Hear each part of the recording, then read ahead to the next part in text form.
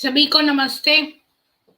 आज हम अपोस्टेट इमाम जी का अ, स्वागत करना चाहते हैं और उनसे कुछ वार्तालाप करना चाहेंगे। तो मैं उनका वेट कर रही हूँ। ज्ञान सफर जी, केदार सीकर आपको और गेमर्स गेमिंग आपको नमस्ते, बी पॉलिटिकल आपको भी नमस्ते। मैंने उनको कल ही लिंक भेज दिया था, मतलब इस स्ट्रीम यार्ड का। तो मेरे इंटरनेट में थोड़ा प्रॉब्लम आ रहा था, तो मैंने इसीलिए मैं 1-2 मिनट लेट हो गई। तो मैं ऐसा करती हूँ कि इसका फिर से उनको भेजती हूँ। ओह! आ गए। स्वागत है आपका अपोस्टेट जी, आपका बहुत-बहुत स्वागत। मैं कब से सोच रही थी कि आपको इंटरव्यू करूँ, पर आप सबके चैनल्स पे जाते रहे और मैं यहाँ पर सोचती रही कि मैं कैसे आपको कॉन्टैक्ट करूँ। जी मैम, बहुत-बहुत धन्यवाद, नमस्ते। और मैं आपका आभारी हूँ, आपने मुझे अपने चैनल पर बुलाया और मुझे और ज़्यादा खुशी हुई जब आपने सत्यार्थ प्रकाश के बारे में बात करी कि आप उसे पढ़ते हैं। क्योंकि मैं बहुत एक बड़ा एक रोल मानता हूँ कि मैंने बहुत कुछ सीखा है। मतलब मैं भी सत्यार्थ प्रकाश पढ़ रहा हूँ, मेरे पास उसका इंग्लिश में ट्रांसलेशन है। और प्लस मिशन आर्यवर्त एक चैनल है, राहुल आर्या हैं, उनको मैं सुनता हूँ। और अंकुर आर्या, उनसे मेरी दोस्ती है। तुफेल चतुर्वेदी जी हैं। तो मैं इतना वो रहा और मैं बहुत इंस्पायर्ड हुआ। मतलब एक टाइम था कि मुझे लगता था कि जब कि इस तरह भी मतलब कोई समझ सकता है और इस तरह भी किताबों को पढ़ सकता है और एक सफाई कर सकता है बिलीफ की। क्योंकि बहुत सारी मिलावट जो है हमारे अंदर आ गई थी। कई चीज़ें अंग्रेज़ों ने जान के भर दी थी, कई कम्युनिस्ट लोगों ने, कि किसी तरह सनातन धर्म में ऐसी रस्में जो है डाल दो कि लोग उसे मानना पसंद नहीं करें, लोग उसे छोड़ के भागें। उसमें इतना अंधविश्वास घुसड़ दो और वो पूरा आर्य समाज ने निकाल के फेंक दिया कि ये किताबों में नहीं है, ये वेदों के हिसाब से कहीं नहीं है। तो बहुत ही उसे प्यूरिफाई करा। जैसे वाल्मीकि रामायण में हनुमान जी को वन नर बोला गया, यानी जंगल का मर्द, मगर उनको वानर बना दिया, एक बंदर बना दिया, उनको पहाड़ लेके उड़ा रहे हैं। और इस चक्कर में होता है कि फिर हम पे दूसरे चढ़ने लगते हैं, जो स्पेशली दूसरे लोग मजाक उड़ाते हैं कि हम सनातन धर्म क्यों अपनाएं, या फिर हम जो हैं स्पेशली जो लोग एथीस्ट होते हैं ख़ासतौर से, वो हमला करने लगते हैं कि वो कहते हैं कि जब आप मोहम्मद का मज़ाक उड़ाते हो, आप लोगों को एक उड़ता गधा जो है, जो आसमान में उन्हें ले जा रहा है, वो आपको मज़ाक दिख रहा है, ठीक है, बट आपको एक उड़ता बंदर जो है, वो मज़ाक नहीं दिख रहा। तो हमें दिखाना पड़ेगा कि हम ये चीज़ें नहीं मानते। कई जो नियो बुद्धिस्ट टाइप हैं, वो कहते हैं कि ये देखो, ये तो ऐसी चीज़ें मानते हैं सनातनी कि राम जी बंदरों की फ़ौज लेके रावण से लड़ने चले। तो हम बताते हैं कि ऐसा कुछ है नहीं, ये चीज़ें ज़बरदस्ती अकबर के काल में घड़ी गई हैं, या तो कि ताकि ऐसी चीज़ें घड़ दी जाएँ, क्योंकि इस्लाम पूरी काल्पनिक कहानियों से भरा हुआ था। तो ये ही चीज़ें अगर बाद में उनके अंदर डाल दी जाएँ, सनातनियों के अंदर, तो ये होगा कि बाद में उनको भी दिखाया जा सकता है कि देखो, ये चीज़ें तो तुम्हारे अंदर भी हैं, इससे अच्छा इस्लाम में आ जाओ। जब एक बेवकूफ़ी मान सकते हो तो दो ये हमारी क्यों नहीं मान सकते? हालाँकि हमें अपने आप को पूरी तरह प्यूरिफ़ाई करना था ताकि हम फिर उन्हें इनवाइट करते। और स्वामी दयानंद सरस्वती जी ने नाम के आगे ये भी कहा कि आर्य लगाएँ सब अपने। और ताकि किसी का ये नहीं हो कि कोई बड़ा छोटा या किसी की कोई कास्ट है, इसका भी कुछ पता चले, ताकि हर इंसान एक बराबर हो जाए, कि ये चीज़ जड़ से ख़त्म ही हो जाए कि अब जो ज्ञानी है वो एक्चुअली अपने कर्म से ब्राह्मण कहलाए। जो राजा है वो, या जो या एक तरीके से हमारी मिलिट्री में भी जो हुआ वो क्षत्रिय कहलाएगा, क्योंकि वो लड़ रहा है, वो वॉरियर है, वो प्रोटेक्ट कर रहा है। ये नहीं कि कोई इंसान सिर्फ अगर बाप फौजी था तो बेटा भी फौजी कहलाने लगे बिला वजह। तो ये सिस्टम खत्म हो जाए कि वो अपने कर्म से डिसाइड हो, जैसा मनुस्मृति में था। तो उन चीज़ों को उन्होंने बहुत सही ऑर्डर में अरेंज करा। अब हमारे यहाँ जैसे ये कहने लगते हैं कि द्रोणाचार्य ने एकलव्य का अंगूठा मांग लिया था, हालांकि कहीं नहीं है। ऐसा उसने कहीं भी ऐसा वो नहीं था। अ, उन्होंने बस यही तो बहुत सारी चीज़ें उन्होंने प्यूरिफ़ाई करी इन चीज़ों को कि ये क्या आ गया कि अग्नि परीक्षा ले ली माँ सीता की, ये कहीं नहीं था बट ये चीज़ें आ गई। तो जो बाद में जो चीज़ें टाइम के साथ डाली गई, उन चीज़ों को उन्होंने एलिमिनेट करा। अगर वो आज उनकी टीचिंग्स पर हम आ जाएँ, तो कोई हम पे इतनी सी उँगली नहीं उठा सकता। सामने वाला परेशान हो जाएगा कि इनमें क्या गलती निकालें? इतनी परफेक्ट जी, सोसाइटी है। जी। आपने बिल्कुल सही कहा और ये एक सोची-समझी नैरेटिव चेंजिंग की स्ट्रैटेजी थी, जो उस समय मुसलमानों ने ये स्ट्रैटेजी सोची। अ, और दूसरी बात ये है कि जैसे मैं बचपन में मेरे एक क्लासमेट होता था, वो हर एक चीज़ जैसे मुहावरा होता था, ऊँट के मुँह में जीरा, तो वो ऊँट के अंदर जीरा डालते हुए पिक्चर बना देता था, या आग में घी डालना, तो आग के अंदर घी डालता हुआ। तो ये जो है, कई चीज़ें जो हैं वो मुहावरा होता है, लेकिन लोग उसको ऐसा समझने लगते हैं। जैसे रावण के 10 सर बना के जलाते हैं, लेकिन 10 सर का मतलब है कि उसमें इतनी बुद्धि थी कि उसके 10 सिर के समान था वो उसका। और तो इस तरह लोग जो हैं वो गढ़ लेते हैं कि हनुमान जी गए होंगे तो वो वन में रहने वाले वानर थे, तो इसलिए जो है वो बंदर हो गए।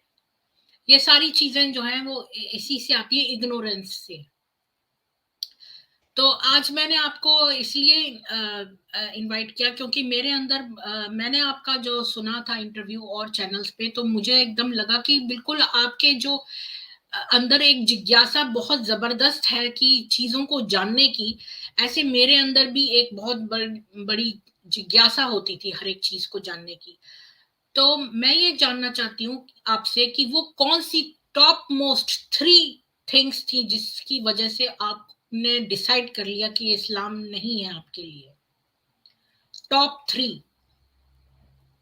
टॉप 3 पहले तो एनिमल ब्रूटैलिटी थी।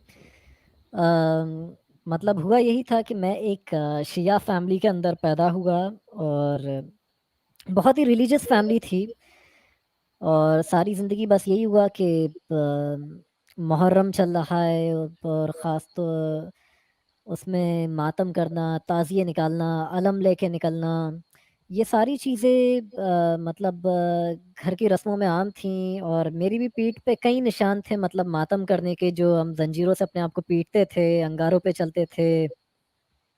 तो अब एक टाइम ऐसा भी आया कि बहुत रिलीजियस फैमिली से बिलॉन्ग करता था मैं, मगर मैं कभी भी जानवर वगैरह ज़िबा नहीं करता था। घरवाले करते थे, मैं उसे देखा भी करता था सामने खड़ा होके।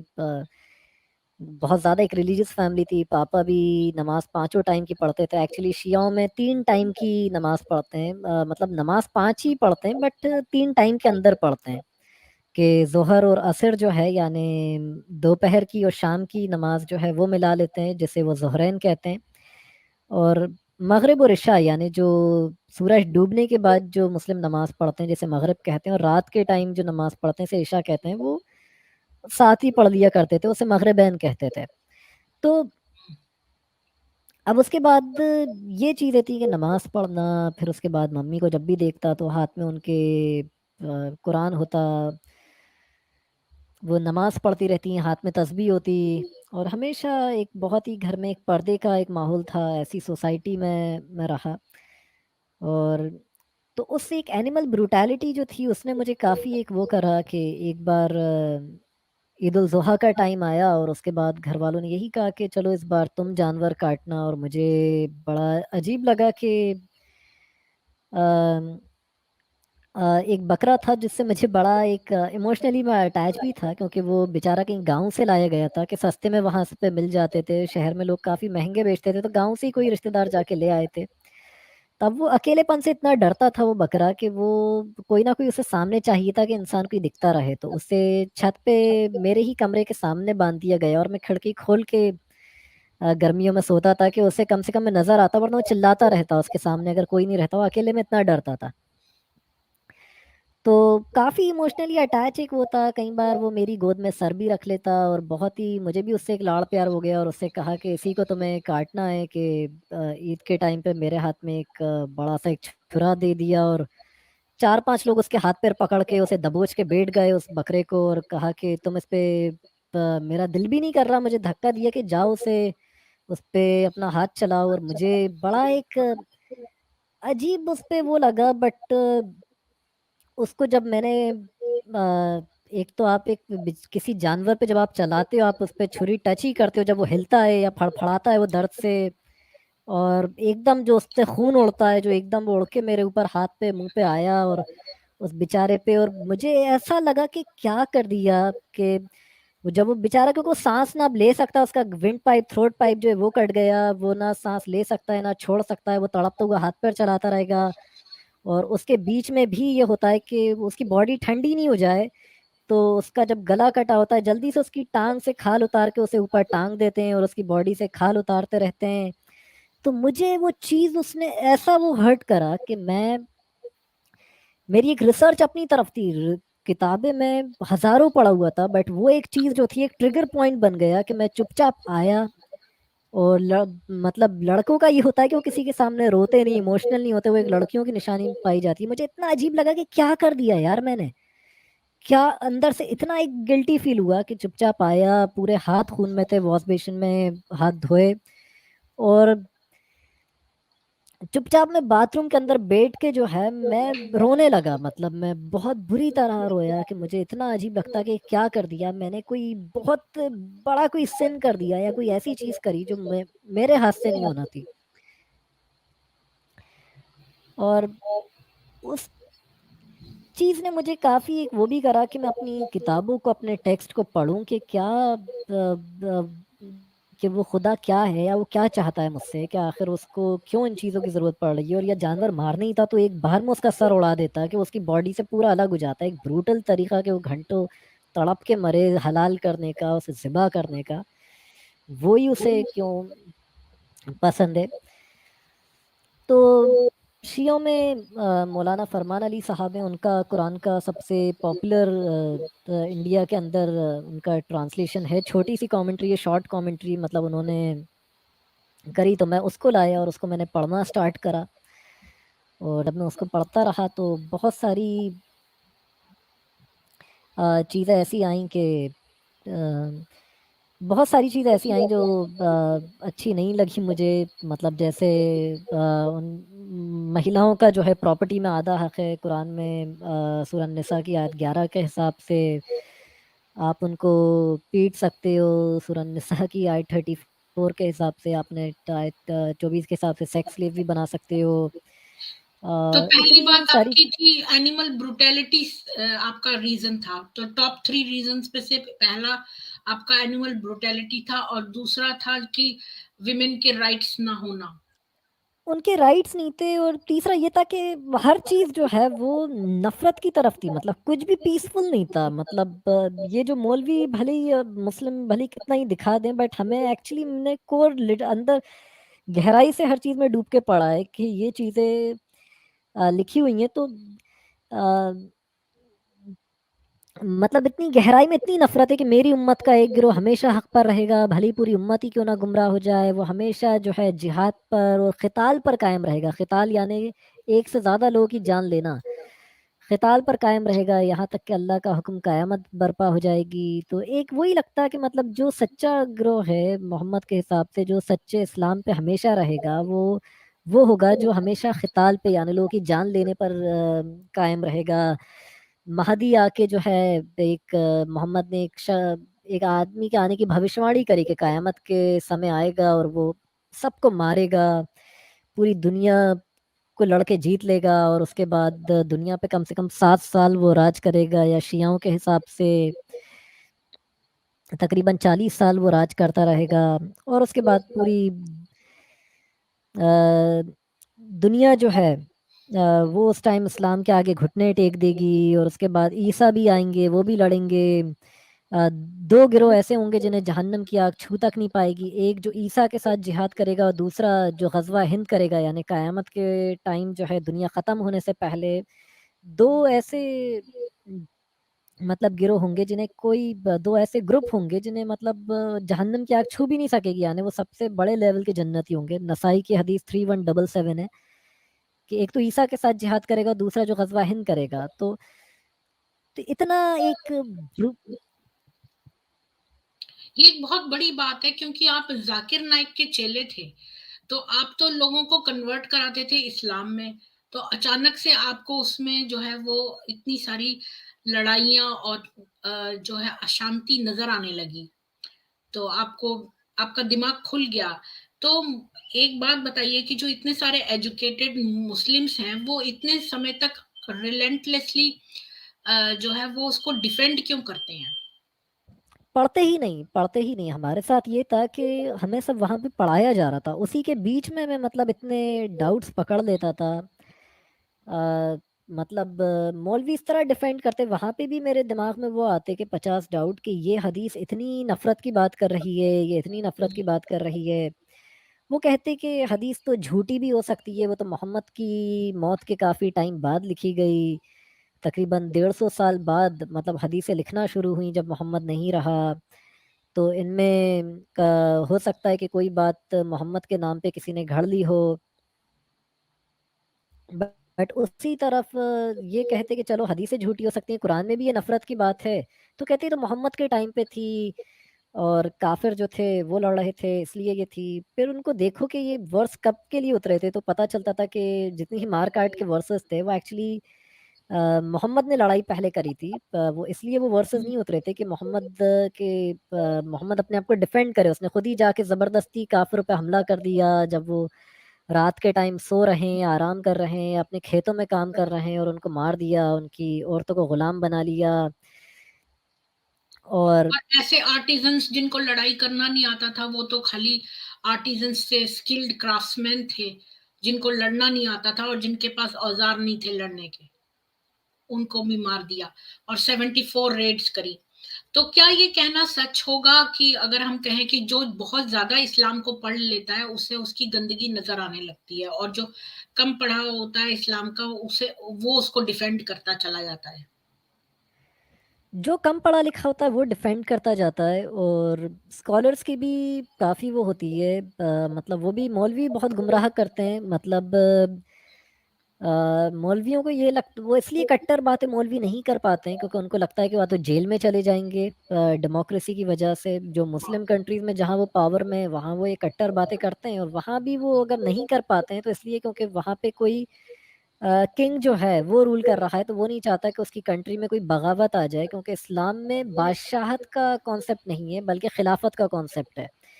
कि कहीं ऐसा नहीं हो कि पब्लिक बागी हो जाए कि हमें कोई बादशाह नहीं, हमें तो कोई खलीफा चाहिए, मुस्लिम्स का कोई एक लीडर चाहिए, हमें कोई शराबे पीने वाला या कोई अय्याश बादशाह अपने ऊपर नहीं चाहिए, राजा जो या उसकी फैमिली हमारे ऊपर राज करे।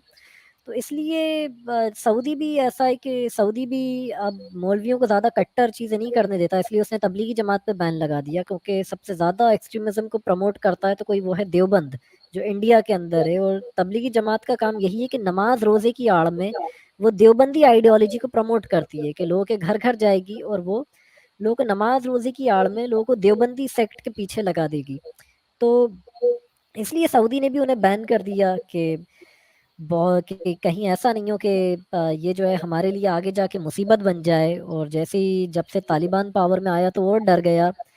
हालांकि यही सऊदी था जब हम कह रहे थे कि तबलीगी जमात पे बैन लगाओ, या ये कोविड फैला रहे हैं या कोरोना फैला रहे हैं, या जब कोरोना का पैंडेमिक शुरू शुरू में फैला तो ये अपने घरों में नहीं बैठ रहे हैं, ये तब भी मस्जिदों में जा रहे हैं और लड़ रहे हैं कि हम तो मस्जिदों में ही नमाज पढ़ेंगे, हम कोई मास्क नहीं पहनेंगे, सैनिटाइजर में तो शराब होती है, हमें सैनिटाइजर का भी इस्तेमाल नहीं करना, हम वैक्सीन नहीं लगवाएंगे, ये तो हमें मुस्लिम्स को शायद सबसे वैक्स सबसे ज्यादा कट्टर फिरका कौन सा है, और फिर क्या आप रैंक कर सकते हैं सारे फिरकों को कट्टरता के हिसाब से?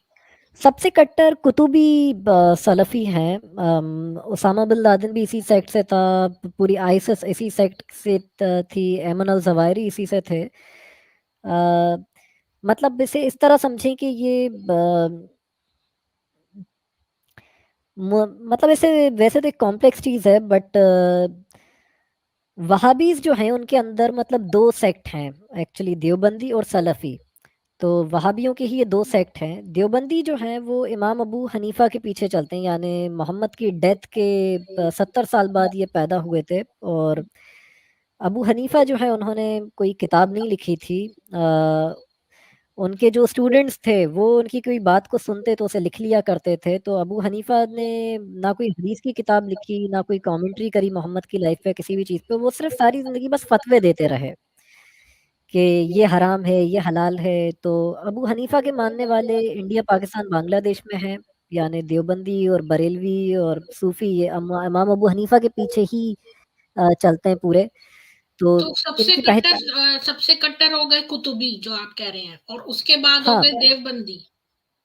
तो कुतुबी हुए फिर देवबंदी। तो ये जो है हनफियों का ही एक सेक्ट, हनफियों में ही एक सेक्ट देवबंदी भी है। ये लोग पेट के नीचे हाथ बांध के नमाज पढ़ेंगे। जो और जो कुतुबी वहाबीज जो होंगे, जो और इनसे भी प्योर, क्योंकि जो कुतुबी जो हैं वो दरगाहों को नहीं मानते हैं, तावीज़ गंडों को नहीं मानते हैं, पीर फ़कीर को नहीं मानते हैं, वो झाड़ फूँक को नहीं मानते हैं। मतलब उनके हिसाब से अगर आपने आप आप कुरान पढ़ के किसी के ऊपर फूँक भी नहीं सकते हो, वो एक किताब है, वो आपको पढ़ने से कोई फ़ायदा नहीं पहुँचाएगी। बल्कि जो उसमें लिखा है उसको पढ़ के आपको उस पे एक्ट करना होगा। तो उनके ये बिलीफ थे। तो कुतुबी मानते थे कि हमें खिलाफत चाहिए। मोहम्मद के टाइम पे ये इस्लाम नहीं चलता था, कि ये चलता था कि सोने और चांदी की करेंसी चलती थी, जो आईसिस ने इशू कर दी थी, कि दिरहम और दीनार, दीनार यानी सोने के सिक्के और दिरहम यानी चांदी के सिक्के। और आईसिस मानती थी खिलाफत होना चाहिए। मोहम्मद के मानने वाले काफिरों पे हमला कर दिया करते थे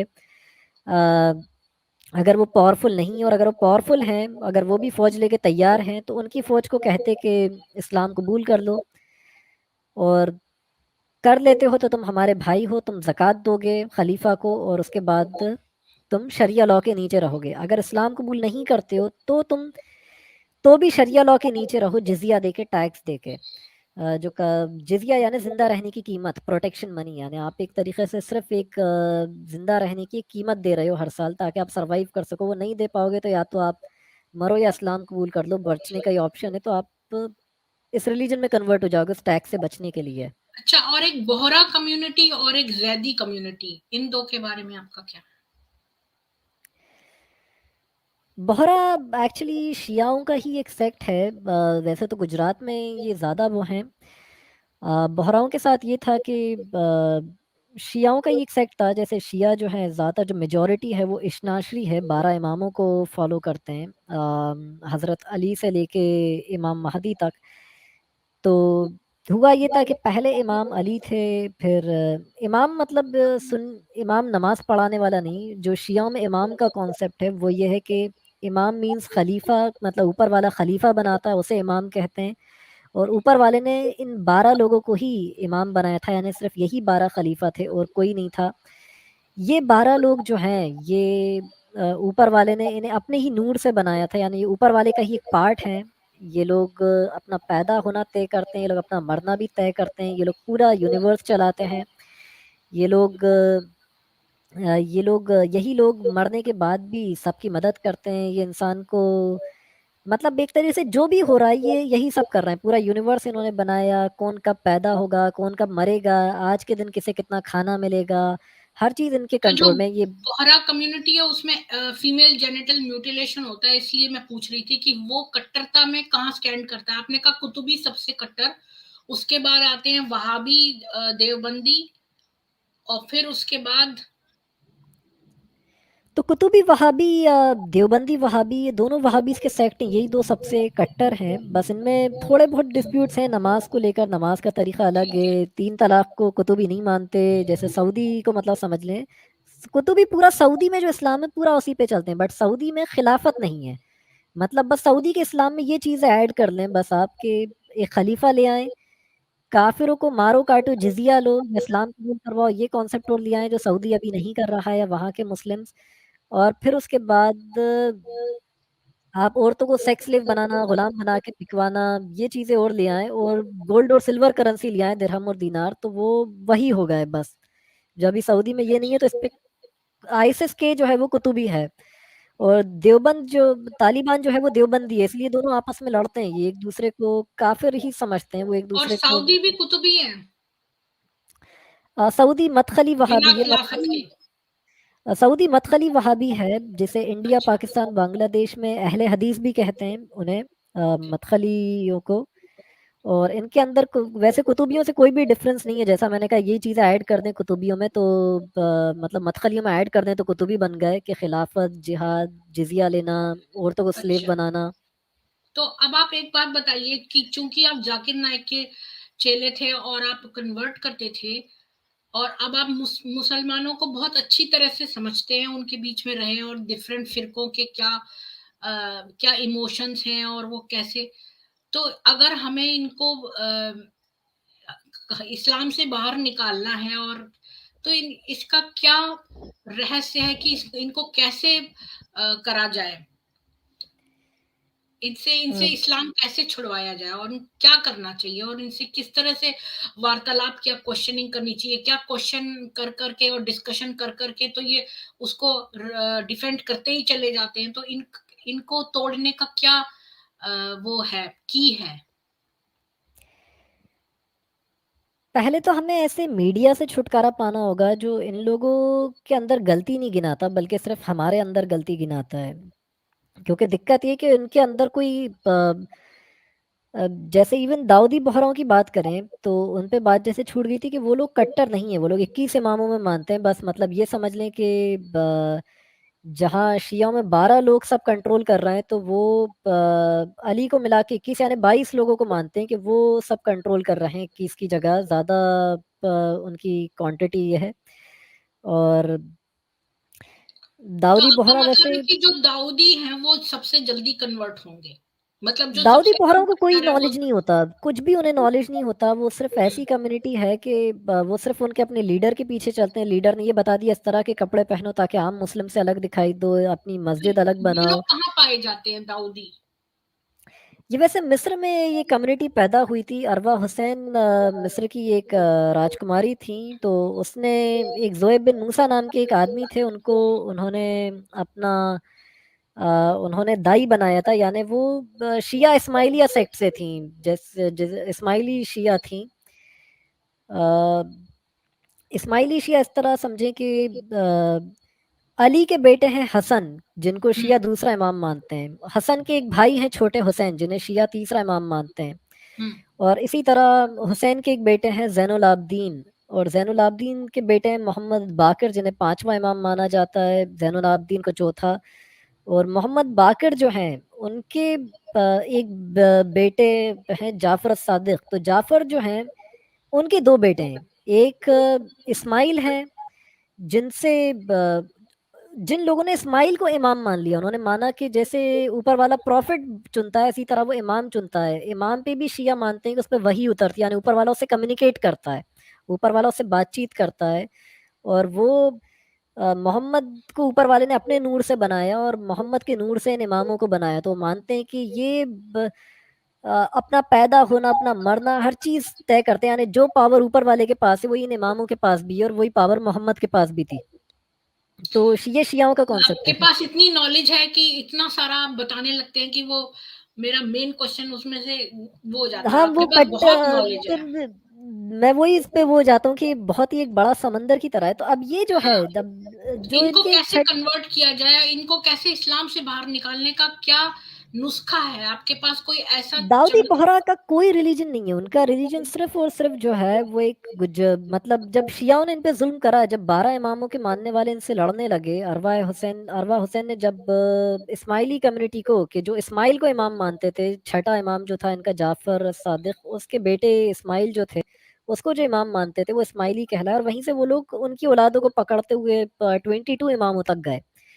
शिया तो जो थे, जो हाँ, आप ईरान कह के रहे हैं कि पीछे चलते हैं, दाऊदी को कन्वर्ट करना आसान है क्योंकि उनको पास ज्यादा नॉलेज नहीं है, पर वो कुछ मिस्र में भी नहीं रहते हैं, पता यानी रहता, इजिप्ट कुछ में भी नहीं रहते पता हैं। रहता। उनकी कम्युनिटी बस एक फाइनेंशियल यूनिटी है। मस्जिद इसलिए हाँ, जाएंगे कि मस्जिद में ऐलान होता है कि आज ये जॉब निकली है, जुमे की नमाज के बाद अगर कोई अगर हमारी कम्युनिटी का है तो वो ये फॉर्म भर दे, हम उसको इंटरव्यू में सिलेक्ट कर लेंगे। यानी इंटरव्यू तक फिक्स करने की कोशिश करते हैं कि मिसाल के तौर पे आप किसी बड़ी कंपनी में जॉब करती हैं और आप दाऊदी बोहरा हैं, और आप मुझे पहले से बता देंगी कि तुम इस कंपनी में इंटरव्यू देना, तो मैं तुम्हें सिलेक्ट कर लूंगी, बाकियों को अच्छा, सिलेक्ट नहीं करूंगी। अच्छा। तो तो आप वो ये एक बताइए, आप इंडिया से हैं कि पाकिस्तान से? आप इंडिया से हैं मेरे ख्याल मैं में। इंडिया से हूँ। तो इंडिया में किस टाइप के रहते हैं? देवबंदी रहते हैं ज्यादातर? इंडिया में मेजॉरिटी जो है वो मुस्लिम्स की बरेलवी है, सूफी जिसे बरेलवी। आप कहते हैं, तो सूफी ये मुस्लिम्स हैं। कन्वर्ट, ये लोग कितने कट्टर हैं, ये कन्वर्ट हो सकते हैं? ये कट्टर है क्योंकि औरंगजेब भी सूफी था, उसने फतवा आलमगीरी जैसी किताब लिखी, जिसको अगर पढ़े तो आपको एहसास होगा कि कितना कट्टरपना उस किताब में था। औरंगजेब फ़िक़्ह हनफ़ी की वो सबसे बड़ी किताब मानी जाती है, फतवा आलमगीरी, यानी जो इमाम अबू हनीफ़ा को फ़ॉलो करते हैं, क्योंकि मोहम्मद ने नमाज़ का तरीक़ा नहीं बताया। अब किसी हदीस में मिलता है वो हाथ खोल के नमाज़ पढ़ता था, किसी में मिलता है कि वो पेट के नीचे हाथ बाँधता था, किसी में मिलता है सीने पे हाथ बाँधता था। अब मुस्लिम जो है परेशान हो जाते हैं, और तो कि इन किस तरीके बरेलियों को कन्वर्ट करने का कोई तरीका है? आप ये बताइए, क्या इनको बुला-बुला के डिस्कशन करना उचित है? इनको कन्वर्ट करने के लिए क्या अपनाना चाहिए हमें? इनको कन्वर्ट करने के लिए बरेलवियों का ये है कि उनको सिवाय दरगाहों के कुछ भी नहीं दिखता, कव्वालियों के, इसलिए दूसरे मुस्लिम्स उन्हें मुस्लिम्स नहीं मानते हैं। वो सिर्फ़ दरगाहों पे जाएँगे, कव्वालियाँ सुनेंगे, हरी पगड़ियाँ पहनेंगे, लोबान जला रहे हैं, अगरबत्तियाँ जला रहे हैं, तो पीरों को मान रहे हैं, बाबाओं को मान रहे हैं, फ़कीरों को मान रहे हैं। तो इसलिए जो बरेलवी मुस्लिम्स हैं, उनको गुस्से में देवबंदी या जो वहाबीज़ जो हो गए प्रो, यानी सलफ़ी या जिन्हें अहले हदीस कहते हैं, वो इनको गुस्से में पसंद नहीं करते। तो और ये इसलिए हुआ था कि हिंदूज़ को कन्वर्ट करना था, इसलिए सेक्ट ओरिजिन में आया सूफ़ीज़्म, कि किसी तरह मतलब अब कन्वर्ट कैसे करा जाए, क्योंकि इस्लाम में म्यूज़िक नहीं है, तो किसी तरह कव्वाली जैसी चीज़ इन्वेंट कर दी कि हिंदुओं को कैसे अट्रैक्ट करें। और कुछ लोग मैं मजबूरन इस यूट्यूब सेक्ट पे में। देखती हूँ, यूट्यूब पे देखती हूँ, कव्वालियों का चैनल है, उस पे बहुत लोग व्यू कर रहे होते हैं, उसमें बहुत सारे व्यूज हैं, लोग वॉच कर रहे होते हैं उस समय, लाइव तो कव्वाली चल रही होती है। तो सूफीज़ मानते हैं कि मोहम्मद ज़िंदा है, वो हमें देख रहा है, कि जैसे भर दो झोली मेरी या मोहम्मद, या ये सारी चीज़ें पढ़ेंगे। तो वहाबीज़ जो है वो कहते हैं कि मोहम्मद मर गया, वो हमें कुछ नहीं कर सकता, वो हमारी कोई झोली नहीं भर सकता, वो एक इंसान था। मगर ये सूफ़ी हो गया, या सूफ़ियों का ये एक सेक्ट बरेलवी हो गया, ये मानता है क्या कि कुतुबी भी रहते हैं इंडिया में? कुतुबी भी है। मतलब अगर कभी भी किसी दरगाह पे ब्लास्ट हुआ तो वो कोई कुतुबी ही करेगा। मतलब उन्हें इतनी नफरत है इन लोगों से, बरेलवियों से, कि दरगाहों को मानते हैं। उनका मानना है कि ये मूर्ति पूजा कर रहे हैं, कोई मर गया तो उसको पूज रहे हैं, कि मोहम्मद ने किसी दरगाह पे कभी चादर नहीं चढ़ाई, ना कुरान में है, ना किसी हदीस में है कि उसने किसी कब्र पे फूल चढ़ाए हों, चादर चढ़ाई हो। तो वो मानते हैं कि ये या तो जबरदस्ती कुछ लोगों को हिंदू से कन्वर्ट कर लिया इस्लाम में, तो उन्होंने ये सूफीज्म या तो इन्वेंट कर लिया कि वो अपनी रस्मों को अलग शक्ल दे के किसी तरह इस्लाम में आ गए, ज़बरदस्ती जब उन्हें कन्वर्ट करा गया, या फिर हिंदुओं को अट्रैक्ट करने के लिए शायद सूफीज़्म इन्वेंट हुआ था, ये वहाबीज़ का मानना है। और सूफीज़्म कुछ लोग कहते हैं बड़ा पीसफुल है, तुर्की पूरा सूफी है, तुर्की सूफी कंट्री है, जिस तरह ईरान एक शिया कंट्री है, सऊदी एक वहाबी कंट्री है। त तो तुर्की साईं में लोग बाबा के समझते बारे हैं। में आप क्या सोचते हैं? साईं बाबा के बारे में? वो मस्जिद में रहते थे और चांद मियाँ उनका नाम था, और वो सेकुलर मतलब कहते थे, और कई लोग तो अब उनको साईं राम भी बोलने लगे हैं, और उसके उनके बारे में कोई आपके व्यूज़ हैं? हम बहुत बड़े बेवकूफ़ थे कि हमने उनके इतना हज़ारों करोड़ का सोना खर्च करा, उनके मंदिर बनाए कि जब हम गुरुकुल बनाते तो शायद हम बहुत रिफ़ॉर्म हो जाते और हम जाग जाते जो सो रहे थे। तो हमने एक चाँद मियाँ के नाम के वो बना दी, उनकी सोने की मूर्तियाँ, उन पे हज़ारों का हमने करोड़ों का चढ़ावा कर दिया। अगर उसकी तरह एक गुरुकुल को हम अपने रिस्टोर करते तो हम बहुत वो हर इंसान एजुकेट होता। अभी क्या प्रॉब्लम है, जो हमारे साथ एक बहुत बड़ा एक हमारे साथ एक लूप होल है कि कोई भी इंसान जो ज़्यादा पढ़ लिख जाता है, वो इन मिशनरी स्कूल में पढ़ के वो ब्रेन वॉश हो जाता है। वो किसी बड़ी अथॉरिटी पे बैठ भी जाता है तो धर्म के किसी काम नहीं आता है। वो बड़ा तो बन जाएगा, बट वो इन्हीं मुस्लिम्स के तलवे चाटेगा या इन्हीं को खुश करने की कोशिश करेगा। अगर गुरुकुल सिस्टम होता तो वही इंसान जो कुछ बड़ा बन के बैठता, वो एक्चुअली कम्युनिटी के कुछ काम आता। वो सोचता कि किस तरह इस सेकुलर कल्चर को, इस डेमोक्रेसी को किसी तरह बचाया जाए, कि वरना किसी तरह से मुस्लिम्स ने अगर कब्ज़ा कर लिया, तो जैसे कश्मीरियों के साथ हुआ, कश्मीरी पंडित के साथ, वैसा ही फिर से रिपीट हो जाएगा, और हमें कोई बचाने भी नहीं आएगा, क्योंकि इतनी तो मुस्लिम आपकी कंट्रीज़ तरह हैं। जो इमाम हैं, जो मौलवियों के मतलब ज़ाकिर नाइक के और भी चेले हैं, वो लोग भी तो बहुत कुछ पढ़ लेते हैं इस्लामी किताबें, तो वो लोग क्यों नहीं छोड़ते हैं इस्लाम? उनको सब समझ आता है, मैं अपने जितने दोस्तों से डिस्कस करता था, बट हुँ। प्रॉब्लम ये है कि 4-4 बीवियाँ मिल जाती हैं, कभी हलाले के नाम पे अय्याशी करने को मिल जाती है। अगर कोई अपना कोई स्कूल खोल लें इस्लामिक स्कूल तो उससे कमा सकते हैं, या मदरसा खोल दें, उसका बहुत ज़्यादा चंदा आता है।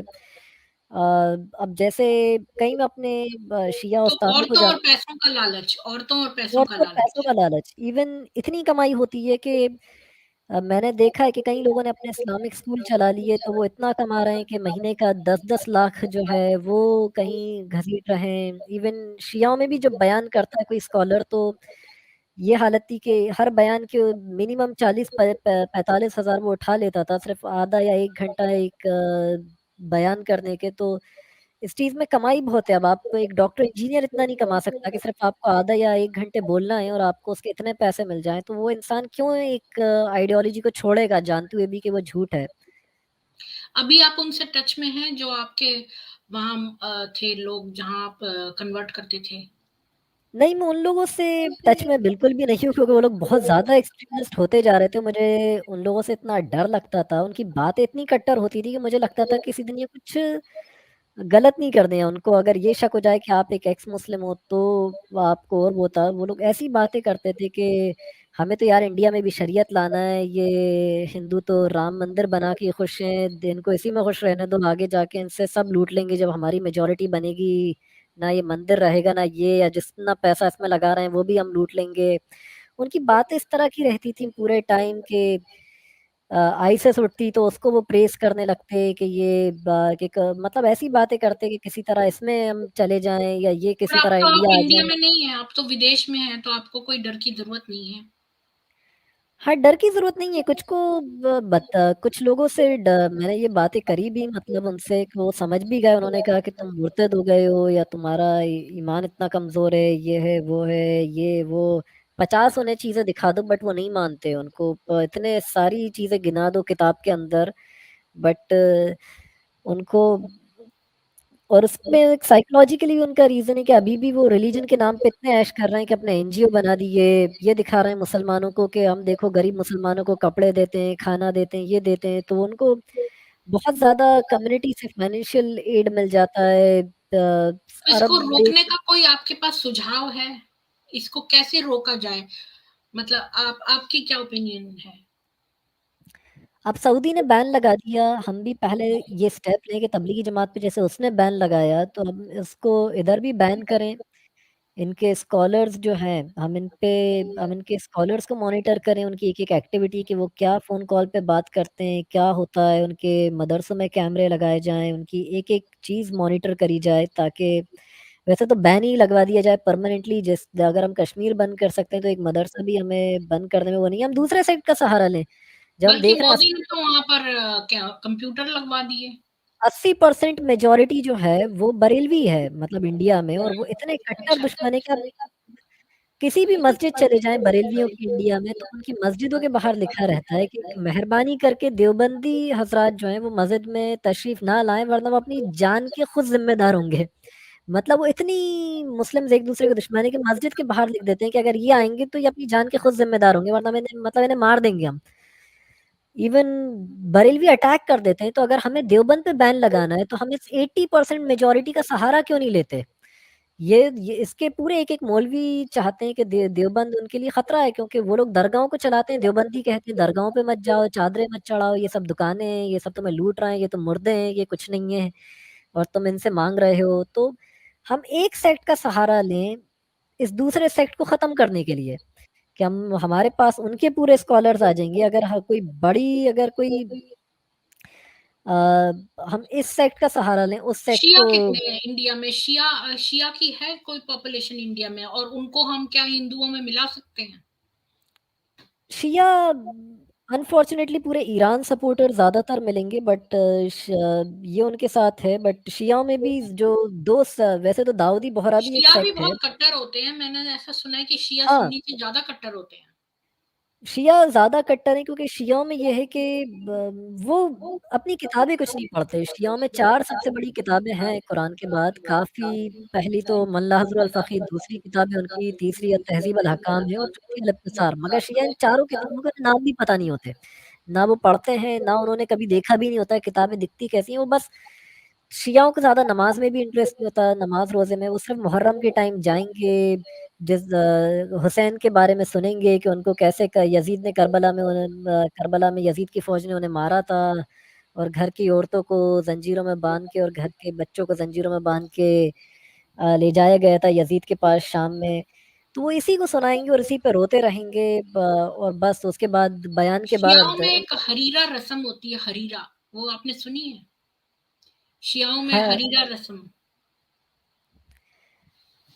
वो तुफैल चतुर्वेदी जी बता रहे थे और उन्होंने 3 रेफरेंसेस दिए थे किताब के, अल-मुगनिया, वो 3 उसको रेफरेंसेस हैं डिटेल में मेरे एक्सप्लेन पास। करें उसमें मतलब क्या बात कर रहे थे उस रस्म में? उसमें वो कह रहे थे कि जो आप माँ से और खाला से, बहन से, सबसे जो है वो उसमें शादी कर सकते हैं और वो खाली ज़ैदी कम्युनिटी में है और किसी मुस्लिम उसमें नहीं है, जो उसमें वो महराम है, पर केवल ज़ैदी कम्युनिटी में अगर आप एक सिल्क की का कपड़ा ओढ़ के आप जो है वो इंसेस्ट कर सकते हैं।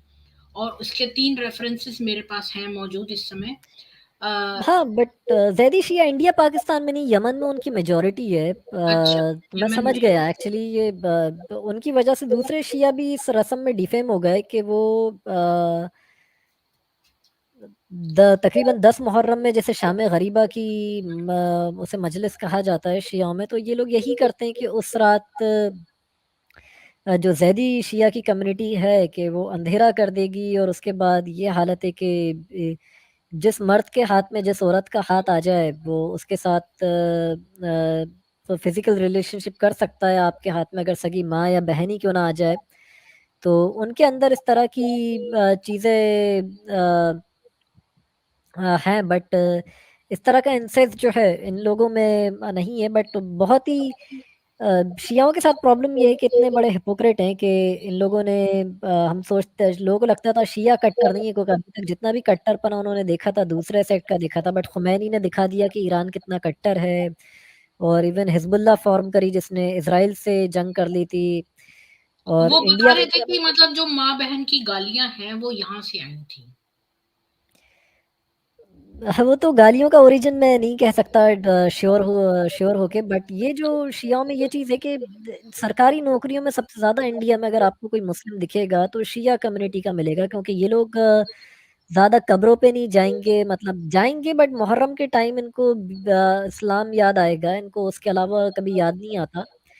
और बहुत कम लोग इनमें नमाज़ पढ़ना पसंद करते हैं, और ये लोग दाढ़ी नहीं रखते, सुन्नियों की नफ़रत में बड़ी-बड़ी दाढ़ियाँ नहीं रखते, टोपी नहीं पहनते अच्छा, ज़्यादा। मेरे को नहीं पता था कि मुसलमान जो हैं वो दाढ़ी नहीं रखते और टोपी नहीं पहनते, वो शिया हैं। तो इसी चक्कर में क्या होता है कि हिंदू भी अट्रैक्ट हो जाता है कि ये लोग तो बड़े अच्छे मुसलमान हैं, मुसलमानों की तरह ये टोपी, दाढ़ी, शलवार कुर्ते में नज़र नहीं आ रहा है, तो वो धोखा खा जाते हैं, समझ लेते हैं कि थोड़े सेक्युलर हैं, और फिर उसके बाद पढ़ाई-लिखाई में भी होते हैं बहुत। बट प्रॉब्लम यही होती है कि वहीं दूसरी तरफ बहुत प्रो ईरान सपोर्टर होंगे, मतलब वो बहुत एंटी बीजेपी होंगे, पसंद नहीं करेंगे, मतलब मैं जिस अपने शिया दोस्त को देखूँगा, जब कभी फ़ोन पे बात करो, पूरे टाइम ईरान की तारीफ़ें करेंगे, मोदी की बुराई करेंगे, बीजेपी की बुराई करेंगे। तो मुझे लगता है कि मैं उन्हें समझाता हूँ कि यार बीजेपी की वजह से देखो तुम अपने मुहर्रम का जुलूस निकाल पाते हो, मस्जिदों में नमाज़ पढ़ पाते हो जुमे की, तुम अपना मातम कर पाते हो। अगर ये ब मैंने ये कहा अगर चलो अगर इनको हटा दो, अगर अभी हिंदुओं को, तो तुम्हें लगता है कि तुम मस्जिद से ज़िंदा भी घर लौटोगे, हर जुम्मे को किसी मस्जिद में धमाका हो रहा होगा। तुम सिक्योर नहीं बचोगे, ये तुम्हें सरकारी नौकरियाँ दे रहे हैं कि सबसे ज़्यादा वकील, जज और दूसरी सरकारी नौकरियों में तुम लोग बैठे हुए हो, तुम लोग तरस जाओगे हर चीज़ के लिए, नौकरी के लिए, कोई भी मार के चल देगा।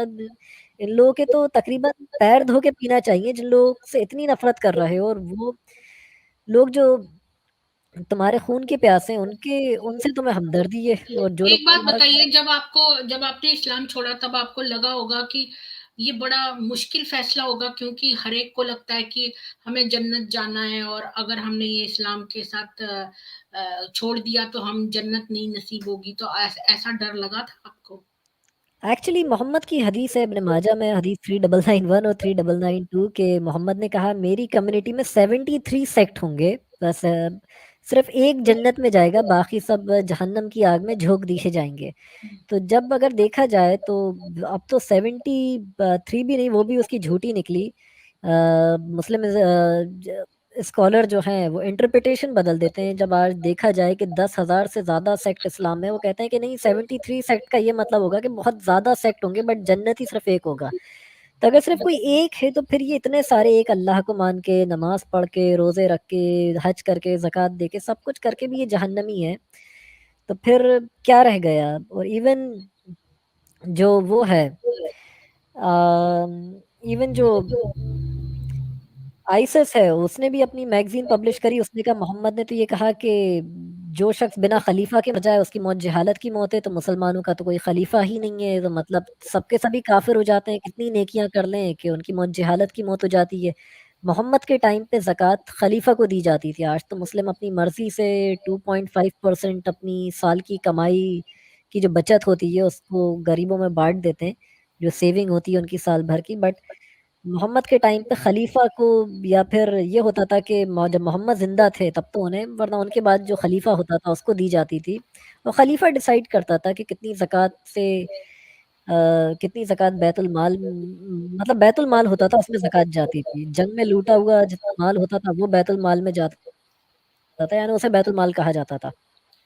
तो तो यानी अब खजाना एक तरीके से। इस्लाम छोड़ के आपको कैसा लग रहा है? मतलब आपको क्या कभी कोई रिग्रेट हुआ या बहुत बड़ा एक बर्डन उतार के फेंक दिया, ऐसा लगता है अपने सर पे कि एक बड़ा एक बोझ था।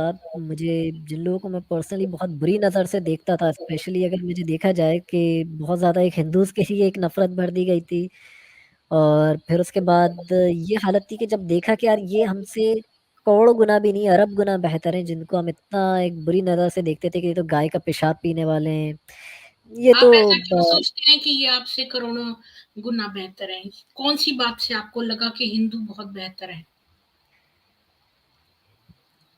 विमेन राइट्स में एक्चुअली अच्छी चीज़ ये है कि ये नहीं कि उनको, महिलाओं को हलाला कराया जा रहा हो, ठीक है, या उनको मारने पर, डोमेस्टिक वायलेंस हो सकता है बट किसी भी ग्रंथ ने उसे वो नहीं करा, जस्टिफाई नहीं करा।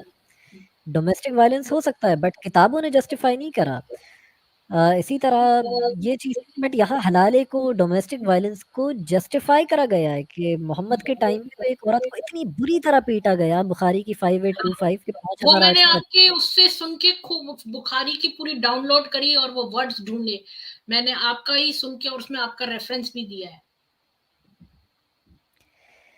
तो बहुत सारी चीज़ें ऐसी दिखी, और जब कभी आर्य समाज को पढ़ना और स्टार्ट करा, थोड़ा शुरू में तो मुझे कहीं भी नहीं पता था। मैंने राम सुखदास जी जो थे गीता प्रेस गोरखपुर की, उनकी मैंने गीता पूरी पढ़ी। मुझे एज़ अ बिगिनर कहाँ पढ़ना है, किसका, फिर अभी भी उसकी बहुत टफ हिंदी थी, तो मुझे लगा कि मैंने Bhagavad Gita as it is order करी जो इंटरनेट पे थी।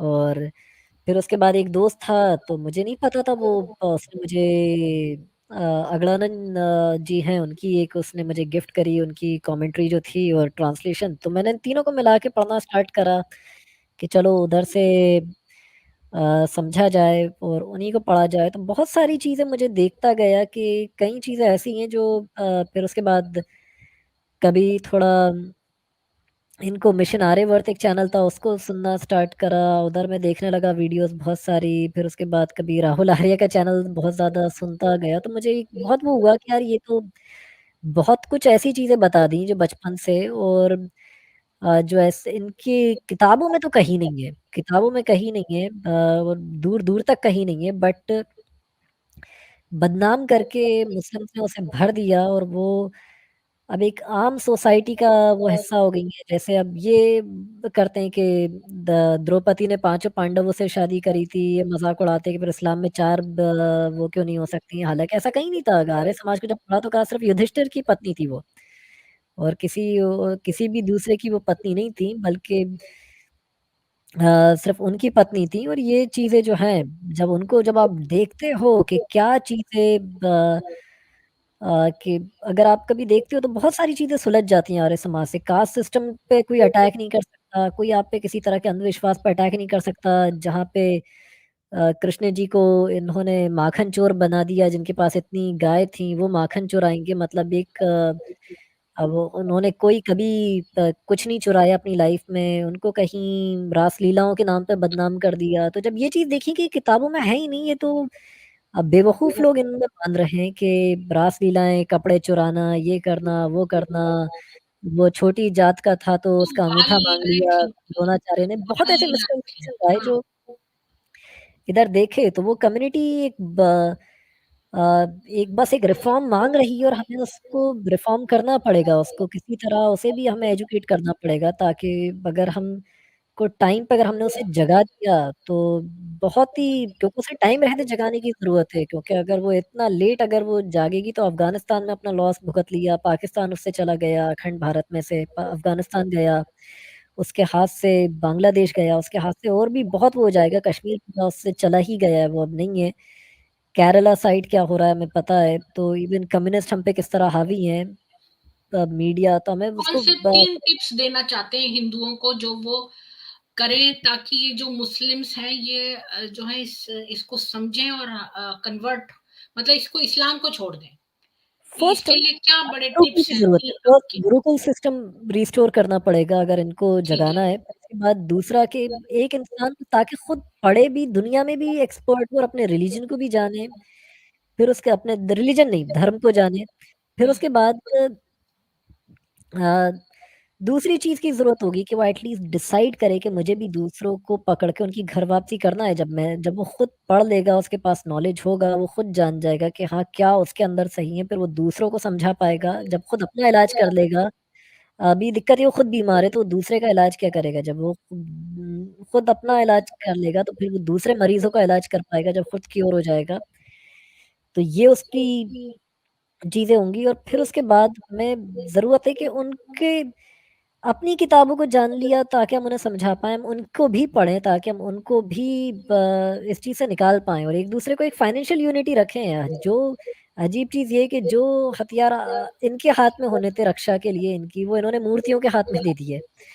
ये आर्य समाज ने इसीलिए मूर्ति पूजा का बहुत ज़्यादा खंडन करा सबसे ज़्यादा कि ये क्या हो रहा है मतलब ये चीज़ें नहीं होना थी। एक्चुअली में वेदों में लिखा है जो सत्यार्थ प्रकाश है वो दयानंद सरस्वती जी ने 1875 में लिखी थी और उसमें वेदों का से ही निकाले गए मंत्र हैं। तो उनको चैप्टर वाइज लिखा है कि जो राजा के क्या कर्तव्य हैं, पुरुष के क्या कर्तव्य हैं, स्त्री के क्या कर्तव्य हैं, तो हर एक चैप्टर एक-एक उस पर वो डेडिकेटेड है। ऐसे 13th चैप्टर जो है वो क्रिश्चियनिटी पर ऑब्जेक्शंस पर है और 14th चैप्टर जो है वो कुरान के ऑब्जेक्शंस के ऊपर है। और वेदों में मैंने जो उपनिषद का मैं पाठ रोज करती हूँ लाइव, तो उसमें मैंने ये पढ़ा है अभी तक कि जो ईश्वर है उसको निराकार रूप में है, वो उसका कोई आकार नहीं है। आप ईश्वर को देख नहीं सकते क्योंकि उसमें करोड़ों सहस्रों सूर्य के समान तेज है, तो आप देख नहीं सकते, तो आप उसको उसकी इमेज नहीं बना सकते। पर जो भोले भाले सादे लोग हैं जिनको मुश्किल पड़ती है निराकार रूप में मानने के लिए ईश्वर को, तो वो साकार रूप में अगर उसको एक मूर्ति का रूप देके उनको फोकस करने में आसानी होती है, तो उसमें क्या आपत्ति है?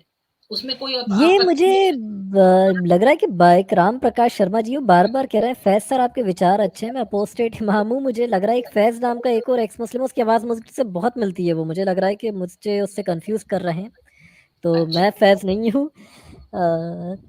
तो शायद मुझे अगर वो कन्फ्यूज़ हो रहे हैं तो इसलिए और मैं बस एक यही चीज़ कह है रही कि थी कि वैसे तो निराकार रूप में आप ईश्वर को माने क्योंकि ईश्वर का कोई आकार या रूप नहीं है। लेकिन अगर आपको मुश्किल पड़ रही है और बहुत प्रॉब्लम हो रही है इस तरह निराकार, तो फिर आप साकार रूप में भी मान सकते हैं, पर इसका मतलब ये नहीं है कि वो मूर्ति ही ईश्वर है। जैसे आप झंडे को सल्यूट करते हैं तो इसका मतलब डंडे और कपड़े को नहीं सल्यूट करते हैं, आप उस देश का प्रतीक है तो आप उस देश को सल्यूट करते हैं। तो जो मूर्ति है वो केवल एक फोकस करने का माध्यम है ईश्वर के ऊपर, वो वो मूर्ति के अंदर कंसंट्रेशन का एक ईश्वर वो है, नहीं है। अगर वीक कंसंट्रेशन है तो उसकी ज़रूरत है। तो अगर जो और लोग अगर इसमें मुश्किल पड़ती है उनको निराकार रूप में ऐसे प्रे करने के लिए, तो वो कोई अगर साकार रूप में उनको आसानी हो जाती है, तो मुझे इसमें कोई पर्सनली आपत्ति नहीं दिखती। मुझे भी उस पे क्योंकि आपत्ति नहीं है, बट मेरा हाँ, ये मानना है कि वही पैसा अगर हम गुरुकुल पे खर्च कर दें, जो हम उन पे बिल्कुल। कभी कभी हम करते हैं, तो हमारे यहाँ कई लोग एक्सक्यूज देते हैं कि कई लोग बेचारे उन मूर्तियों को बना के बेच के कमाते हैं और उन्हीं से हाँ, अपना घर बार चलाते हैं। बट हम कहते हैं कि अगर हम एक बार गुरुकुल सिस्टम रख दें और उन्हीं लोगों को फ्री में अच्छी एजुकेशन दे दें, तो शायद वो पता नहीं कहाँ बैठे हों। हाँ, बिल्कुल। प्लस आपका सुझाव बहुत अच्छा है कि गुरुकुल तो बेस्ट है। और मंदिर में ये है कि मूर्तियां रखते हैं लोग, तो सोचते हैं भाई ये एक मंदिर है, एक आलय है जहां हम फोकस करके मेडिटेट कर सकते हैं ईश्वर के ऊपर। कोई ये नहीं है कि ये मूर्तियां किसी ने देख ली है कि ये शक्ल है ईश्वर की, क्योंकि ईश्वर को कोई देख नहीं सकता, उसमें इतना तेज है कि वो देख नहीं सकता है, तो हम उसके चित्र नहीं बना सकते हैं। पर ये जस्ट एक फोकस करने की स्ट्रेटजी है। तो गुरुकुल बन जाएंगे तो लोग जो है वो वहां पर ज्यादा एजुकेशन अच्छा प्राप्त कर सकते हैं। ये आपने बिल्कुल सही कहा।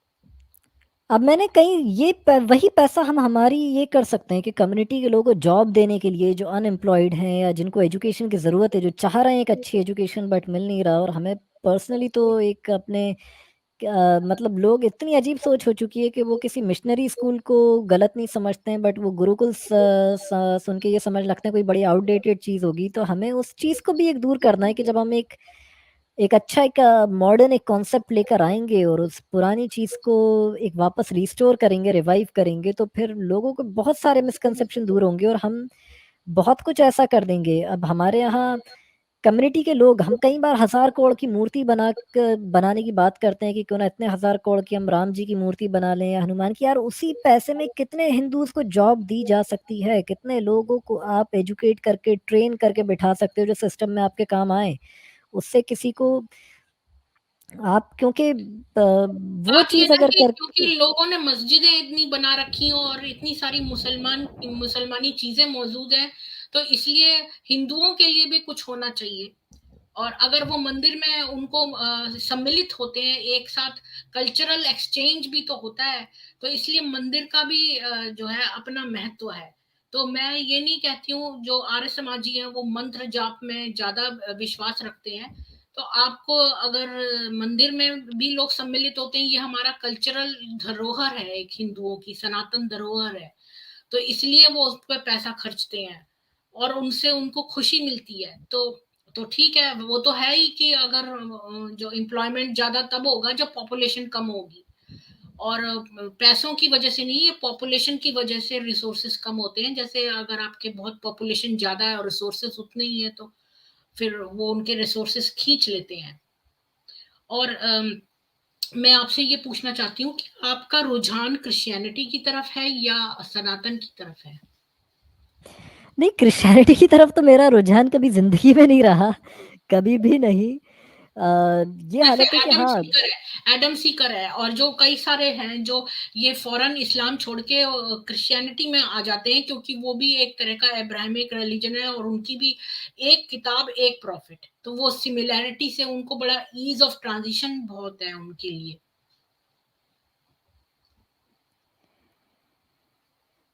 हाँ, तो ये प्रॉब्लम क्या होता है कि मुझे तो पता नहीं, सारा एक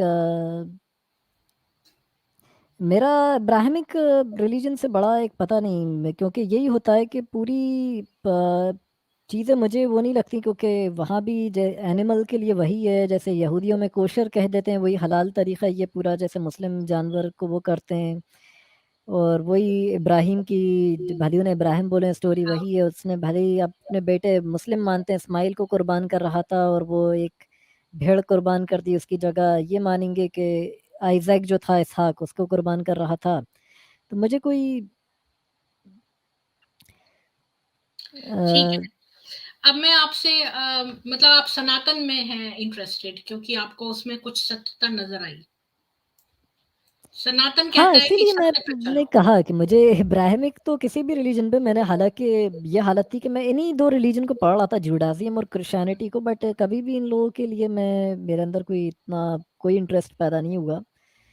क्योंकि देखिए मुझे जब ये वाले जो धर्म है, जो मजहब है, इनमें जो ईश्वर है वो पक्षपाती है। उसने जो है मानव निर्माण करने का उसने 2 पक्षों में बाँट दिया है मानव को। ऐसा सत्यार्थ प्रकाश का मैं बता रही हूँ कि उसमें लिखा है कि मानव को उसने 2 उसमें बाँट दिया है कि एक तो हो गए बिलीवर्स और एक नॉन बिलीवर्स, और जो बिलीवर्स हैं वो नॉन बिलीवर्स को मारे। तो ये चाहे उसमें लिखा हो क्रिश्चियनिटी में, इस्लाम में, ये गलत है। तो मैं अभी आपके इंटरव्यू के बाद मैं सत्यार्थ प्रकाश का 4th एपिसोड लुक करूंगी, 5th एपिसोड करूंगी।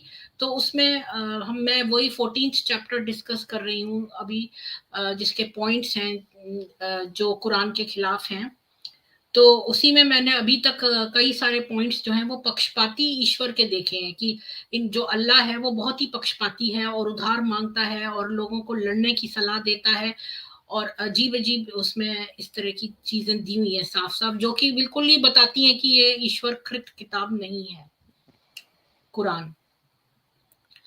अच्छा, तो अब मैं दर्शकों के दोनों में जहन्नम में चला जाएगा इंसान हमेशा के लिए। जितने भी इब्राहिमिक रिलीजन है जो नहीं मान रहा, मतलब ज़बरदस्ती आप मानो कि जीसस आपके पापों के लिए मरे, और अगर आप नहीं मान रहे आप हमेशा के लिए नर्क में जाओगे, तो वो ही एक कॉन्सेप्ट हो जाता है कि फिर वो गॉड ऑल लविंग या ऐसा वो नहीं है कि अ, ये दिखाना कि वो हमें माँ से ज़्यादा प्यार करता है या बाप से ज़्यादा। तो वो ऐसा फिर वो नहीं है कि कोई माँ अपने बच्चे को एक सुई चुभने जितनी भी तकलीफ देना पसंद नहीं करेगी। वो तो हमेशा के लिए तड़पा रहा है कि इटर्नल, के मतलब हमेशा हमेशा बस वो जलता ही रहेगा सिर्फ इसलिए कि वो उसके पापों के लिए मरा, ये नहीं माना। और अजीब चीज़ है कि अगर आदम ने अगर पाप करा था, तो ऊपर वाले को क्या यही तरीका मिला कि वो उसको डायरेक्टली माफ कर देता कि जाओ ऐसे ही चले जाओ। और ये क्यों पाप को ऐसा क्यों बनाया कि वो औलादों में इनहेरिट हो रहा है, और ये ऐसे ही माफ कर देता उसे। बल्कि वो अपना ही बेटा बन के आया, उसने अपने आप से बचाने के लिए अपने आप ही को सलीब पर कुर्बान कर दिया ताकि वो अपने आप ही से हमें बचा सके। तो ये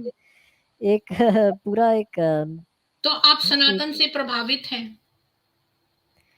हाँ, एक्चुअली मैं तो पढ़ रहा हूँ। मैं तो इवन मैंने उनके पास परवीन उपाध्याय जी के पास बोल दिया था कि जब मैं इंडिया विजिट करूंगा तो मैं अपनी घर वापसी भी करूंगा।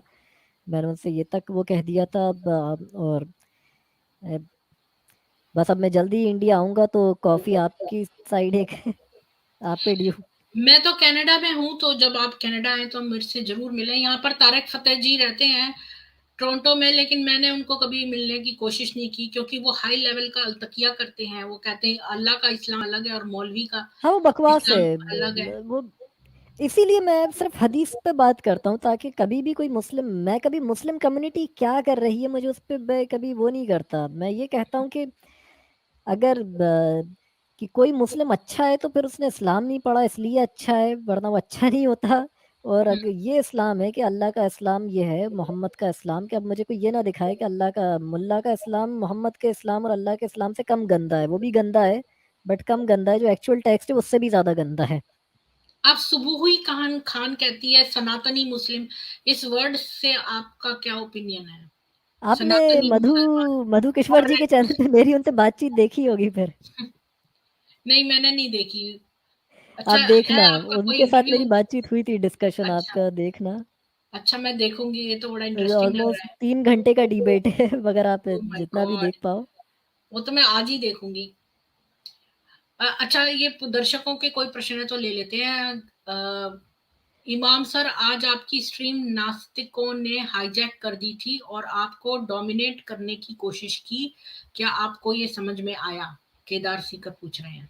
वो मैं समझ गया, मैंने इसीलिए स्ट्रीम ही डिलीट कर दी पूरी। सर उस पे मेरे साथ एकदम वही हुआ कि कुछ लोग एथीज ज्वाइन कर जाते हैं। मैं तो समझ जाता हूँ कि या तो कम्युनिस्ट हैं या पता नहीं नियो बुद्धिस्ट या पता नहीं क्या वो होते हैं। हालांकि मैं उनकी कोई उनसे वो नहीं है मुझे, कि मैं उनसे मुझे कोई भी हेटरेड हो या कुछ भी उनसे मुझे प्रॉब्लम हो। बट ये कि वो आके ज़बरदस्ती वो करते हैं कि आप ये कह रहे हो कि आप सनातनी जो है वो आप हो चुके हो, तो आपको क्या ज़रूरत है, मतलब कि आप इस्लाम जैसी एक गंदगी से निकल के दूसरी गंदगी में क्यों चले गए। वो ऐसी बातें करने लगे कि आप एक अंधविश्वास में चले गए। मैंने कहा आप आर्य समाज को पढ़ें या सत्यार्थ प्रकाश पढ़ें, या फिर आप एक बार थोड़ी रिसर्च या स्टडी करें कि आपको एक बार पता चले कि हम हमने कुछ भी वो नहीं करा सर। मैंने कहा कोई अंधविश्वास नहीं है। मैंने कहा आपको बाल बराबर अंधविश्वास नहीं मिलेगा। मगर अच्छा, ये केदार सीकर पूछ रहे हैं, इमाम सर, इस्लाम का हरा रंग और चांद से क्या रिश्ता है? हरा रंग और चांद ये तो नहीं, कोई रिश्ता इनका है नहीं, बट ज़बरदस्ती बन गया है, मतलब ऑटोमन्स के टाइम पे, क्योंकि वो अपना इसी तरह ज़्यादातर रिप्रेजेंट करते थे कि क्योंकि मतलब एक ख्वाब दिखाई दिया था इसको, यूसुफ नबी को, कि सूरज चांद और तारे उसके आगे सजदे में गिरे हुए हैं। तो कुरान में सूरह यूसुफ के अंदर तो उन्होंने वही करा कि चांद और तारा जो है वो ज़बरदस्ती अपने फ्लैग्स पे बनाने लगे और उसके नीचे कलमा लिख दिया करते, या उसके आसपास मोहम्मद या अल्लाह का नाम लिख दिया करते। तो वो एक ट्रेंड बन गया उस टाइम से, जो आज तक चल रहा है। ये सौरभ आनंद कह रहे हैं अपोस्टेट इमाम रैम्बो ऑफ हदीस हैं। नहीं सर, मैंने तो आज कुछ भी नहीं करा। मुझे एक्चुअली प्रीति मैम ने बोला था कि आप कोई हदीस फायर या कोई ऐसी वो मत करना, क्योंकि मैं कभी आ जाता हूँ मूड या फ्लो में, तो मैं एकदम फिर धाड़ आप धाड़ तो धाड़, एक बिल्कुल रेफरेंस, झड़ी दो लगा देते रेफरेंस, हैं। उस बात पे तीसरा रेफरेंस, चौथा रेफरेंस। अभी मैं सरकमसेशन पे शुरू हो जाता तो मुझे लगता है कि फिर वो रेफरेंसेस ही आधा आधा घंटे तक मैं बताता रहता कि यहाँ ये लिखा है, यहाँ ये लिखा है, यहाँ ये लिखा है। मैंने कहा नहीं इस पे, बट फिर भी कम्युनिकेशन इतना कॉम्प्लिकेटेड हो गया, मुझे लग रहा था कि मैं ज़्यादा हाई कोई वैसी बात नहीं करूं जो बेसिक से बहुत ज़्यादा, मतलब वो हो कोई कॉम्प्लिकेटेड। तो फतवा आलमगीरी का कोई सेशन करा करें जिसमें कि आप आके और डिस्कस करें हर एक वर्ष को उसमें से। बकवास किताब है वैसे तो, उसमें सिर्फ किताब जिहाद पे डिस्कशन होना चाहिए। मतलब उसमें तो क्योंकि हर चीज़ है कि मतलब आप इवन हगो कैसे वो तक बताया है, और धो कैसे, मतलब इतनी उसमें इतने फालतू वो है कि फालतू की बात है। अगर दो लोग कहें दिन है, दो लोग कहें रात है, तो किसकी बात मानी जाए? ठीक है, उस पे दो दो पेज की बहस, मतलब आदमी पागल हो जाएगा कि इस पे बहस कैसे हो सकती है। अच्छा, तो अब आप हमारे दर्शकों को कुछ बताना चाहेंगे अपनी तरफ से? नहीं, बताने को तो बहुत ज़्यादा कुछ है, बट टाइम जो है वो हमारी स्ट्रीम 1 घंटे की हो गई, वरना अभी तो मैं आता रहूँगा प्रीति मैम के साथ। अ, ठीक है, फिर मैं आपका और समय नहीं लूंगी, क्योंकि मैंने ऐसे कोई क्वेश्चंस और खास प्रिपेयर नहीं किया, और आपका मैंने इंटरव्यू बहुत जगह सुन लिया। तो मुझे आप बहुत सारी आयतें बताते हैं बहुत ज्यादा, तो मैं आपके पर्सनल क्वेश्चंस नहीं पूछ पाती हूँ, जैसे कि वो कौन से 3 टॉप रीजंस थे। तो आज मुझे पता चले कि एनिमल क्रुएल्टी था, और दूसरे जो विमेन के ऊपर अत्याचार हुए वो था, और तीसरा अशांति जो है आपने कहा कि कुछ भी सब जगह लड़ाई है। तो ये चीजें मैं जानना चाहती थी कि वो कौन सी बातें हैं, क्योंकि इससे मुझे पता चलता है अ, कि जो एजुकेटेड मुसलमान है वो इन चीजों की तरफ सेंसिटिव है।